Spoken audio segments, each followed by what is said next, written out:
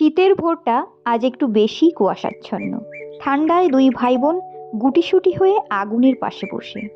তবুও মুখে এক চিলতে হাসি লেগে, কারণ সকাল মানেই ওদের কাছে নতুন একটা অ্যাডভেঞ্চার। সূর্যের নরম আলো পড়তেই কুয়াশার পর্দা ক্রমে সরে যায়।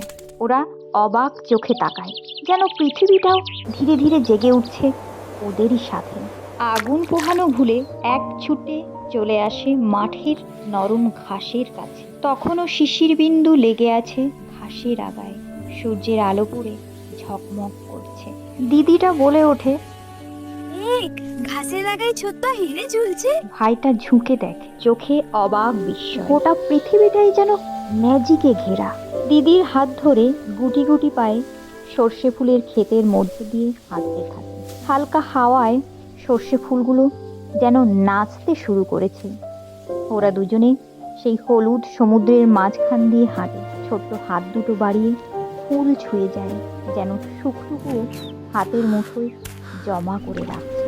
পুকুরের পাশে পৌঁছাতেই ওরা দেখতে পায় হাঁসগুলো ব্যস্ত হয়ে সাঁতার কাটছে, কখনো বা মুখ জলে ডুবিয়ে টুক করে খাবার তুলে আনছে। ওরা দুজন মুহূর্তের জন্য থেমে দাঁড়ায়, খিলখিলিয়ে হাসে। সাধারণ একটা সকালকে এই হাঁসগুলো কতই না মজাদার বানিয়ে তোলে। রাস্তার ধারে সারি সারি খেজুর গাছ, তাতে ঝুলছে রস ভর্তি মাটির হাঁড়ি। ওরা দুজনে থেমে দাঁড়ায় খেজুর গাছটার কাছে এসে। সারা রাত টুকটুক টুকটাপ করে রস জমা হয়েছে ওই মাটির হাঁড়িগুলোতে।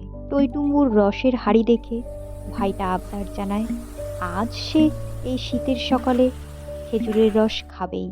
ভাইয়ের ইচ্ছা পূরণ করতে দিদি বুদ্ধি আটে কিভাবে এই খেজুরের রস খাওয়া যায়। ঢিল ছুঁড়ে মাটির হাঁড়ি ফুটো করে ওই পুকুর দিয়ে বেরোনো মিষ্টি রস চেটে পুটে খায় দুজনে। ওদের নিরীহ দুষ্টুমিতে ভরা সকালটা আরো মিষ্টি হয়ে ওঠে। দিদিটা সাবধান করে, হে, মাকে বলবি না কিন্তু যে আমরা চুরি করে রস খেয়েছি। আচ্ছা। ততক্ষণে ওদের মা ডাকছে ঘরে ফিরতে। এভাবেই একটা গ্রামের শীতের সকাল কেটে যায়, দুই ভাই বোনের খুনসুটি আর ভালোবাসায়।